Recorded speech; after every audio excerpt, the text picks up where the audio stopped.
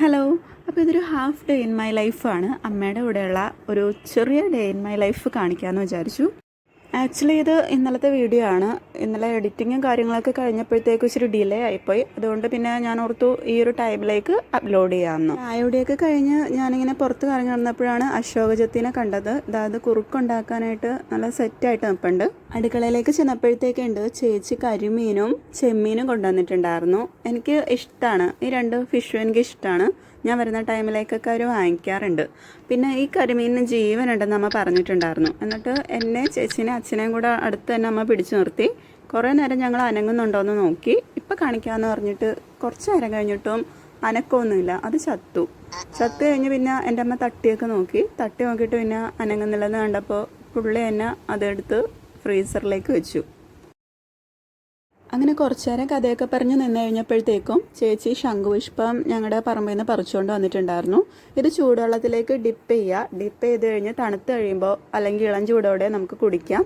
ഞാൻ വീക്കെൻഡ്സിൽ വരുമ്പോഴത്തേക്കും ഇത് കുടിക്കാറുണ്ട്. നല്ലതാണ്, എനിക്ക് പേഴ്സണലി ഇഷ്ടവുമാണ്.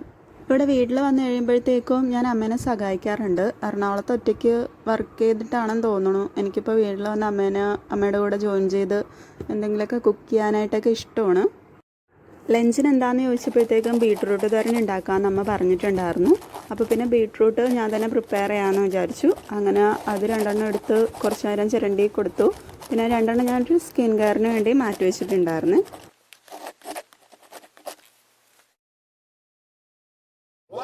ബീട്രൂട്ടെല്ലാം ചോപ്പ് ചെയ്ത് വെച്ച് കഴിഞ്ഞപ്പോഴത്തേക്കും ശംഖുപുഷ്പം ടീ കറക്റ്റായിട്ടായിട്ടുണ്ടായിരുന്നു. അതെടുത്ത് കുടിച്ചു.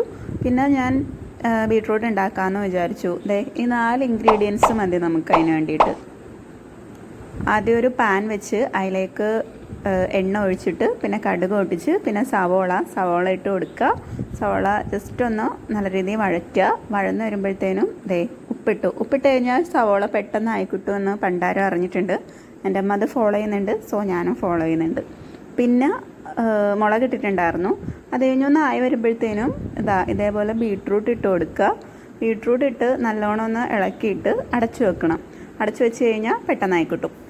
ഈ ബീട്രൂട്ട് തോരനൊക്കെ എല്ലാവർക്കും ഉണ്ടാക്കാൻ അറിയാവുന്നത് കാരണം കൂടുതലിനി പറഞ്ഞ് ചളാക്കണ്ടെന്ന് ഞാൻ വിചാരിച്ചു.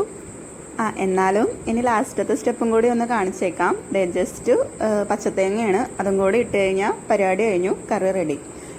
അമ്മ മീൻകറിക്കുള്ള അരപ്പൊക്കെ റെഡിയാക്കി വെച്ചിട്ടുണ്ട്.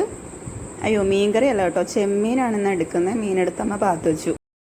പ്രോൺസ് ക്ലീൻ ചെയ്ത് അമ്മ മഞ്ഞപ്പൊടി വെള്ളത്തിൽ ഇട്ട് വെച്ചിട്ടുണ്ടായിരുന്നു. എന്തെങ്കിലും അഴുക്കുണ്ടെന്നുണ്ടെങ്കിൽ പെട്ടെന്ന് പോയി കിട്ടും, അങ്ങനെ ചെയ്യുകയെന്നുണ്ടെങ്കിൽ. അതിനുശേഷം അമ്മ ആ ഒരു അരപ്പെടുത്ത് നമ്മുടെ സ്റ്റവ് കത്തിച്ച് അതിലോട്ട് വെച്ചിരുന്നു.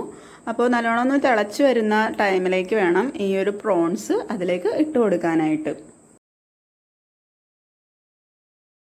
അങ്ങനെ അരപ്പൊക്കെ തിളച്ച് വന്നപ്പോഴത്തേക്കും അമ്മ പ്രോൺസ് എടുത്ത് അതിലോട്ട് ഇട്ട് കൊടുത്തു. ഇനി ഒരു 15 മിനിറ്റ്സോളം ലോ ഫ്ലെയിമിൽ തിളപ്പിക്കണം. തിളപ്പിച്ച് കഴിയുമ്പോഴത്തേനും കറി നല്ലോണം കുറുകി ആയിട്ടുണ്ടാവും. എന്ത് പറ്റിയെന്നറിയില്ല, ഞാനെടുത്ത വീഡിയോസ് എല്ലാം തലതിരിഞ്ഞു പോയി. അത് കാരണം കാണുന്നവർ ഒന്ന് സ്ക്രീൻ റൊട്ടേറ്റ് ചെയ്ത് കാണേണ്ടി വരും. കാരണം എല്ലാ വീഡിയോസും തലതിരിഞ്ഞു പോയി. ഒരു സ്കിൻ കെയറിന് വേണ്ടിയിട്ട് ഞാൻ അല്പം ബീട്രൂട്ട് എടുത്ത് മാറ്റി വെച്ചിട്ടുണ്ടായിരുന്നു. ബീട്രൂട്ട് ഒന്ന് സോഫ്റ്റായി കിട്ടാൻ വേണ്ടി ഇതുപോലെ ഒരു സ്വല്പം വെള്ളമൊഴിച്ച് ഒന്ന് തിളപ്പിച്ചെടുക്കണം. അത് കഴിയുമ്പോഴത്തേനും മിക്സിയിലിട്ട് ഗ്രൈൻഡ് ചെയ്തെടുക്കണം. നല്ല ഫൈനായിട്ട് അരച്ചെടുത്ത് കഴിഞ്ഞാൽ അത്രയും നല്ലത്. എൻ്റെ അത്രയും ഫൈനായിട്ടല്ല ഞാൻ അരച്ചെടുത്തത്.